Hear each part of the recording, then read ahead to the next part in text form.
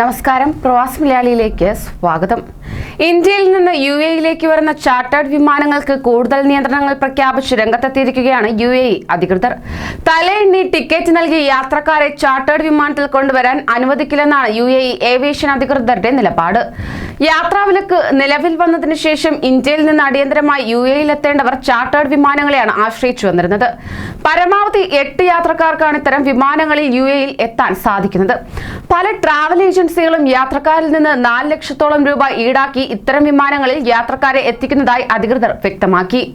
എന്നാൽ സീറ്റ് അടിസ്ഥാനത്തിൽ ഓരോ യാത്രക്കാരിൽ നിന്നും ടിക്കറ്റ് തുക ഈടാക്കി സർവീസ് നടത്തുന്നത് അനുവദിക്കാനാവില്ല എന്നാണ് UAE ജനറൽ ഏവിയേഷൻ അതോറിറ്റി പറയുന്നത്.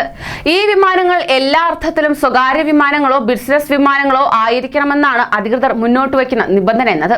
അതായത് ഒരേ സ്ഥാപനത്തിലെ ജീവനക്കാർക്കോ ഒരേ കുടുംബത്തിലെ അംഗങ്ങൾക്കോ വേണ്ടിയാണ് ഈ സൗകര്യം ഉപയോഗിക്കേണ്ടതെന്ന് നേരത്തെ പുറപ്പെടുവിച്ച നിർദ്ദേശം അധികൃതർ കർശനമാക്കുകയാണ് ഇപ്പോൾ. അതോടൊപ്പം തന്നെ 35 പേരിൽ കൂടുതൽ പേർക്ക് യാത്ര ചെയ്യാവുന്ന വിമാനങ്ങൾ ഇത്തരം സർവീസുകൾക്ക് ഉപയോഗിക്കരുത്.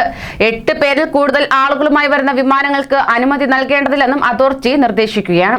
ടിക്കറ്റിനായി വൻതുക മുടക്കാൻ തയ്യാറുള്ള വ്യക്തികൾക്കും ഇതോടെ ഇത്തരം വിമാനങ്ങളെ ആശ്രയിക്കാൻ കഴിയാത്ത അവസ്ഥയാണ് സംജാതമാകുന്നത്. UAE-യിൽ നിന്ന് കുറഞ്ഞ ദിവസത്തെ അവധിക്ക് നാട്ടിലെത്തി തിരിച്ചു പോകാനിരുന്നവരാണ് പ്രയാസത്തിലായിരിക്കുന്നത്. വിസ കാലാവധി തീരുന്നവരും ഇത്തരത്തിൽ ബുദ്ധിമുട്ടിലായിരിക്കുകയാണ്.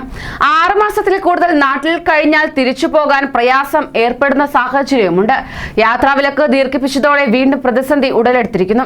പെട്ടെന്ന് ജോലിയിൽ പ്രവേശിക്കേണ്ടവർക്കാണ് ഏറ്റവും പ്രയാസം നേരിടേണ്ടി വരുന്നത് തന്നെ.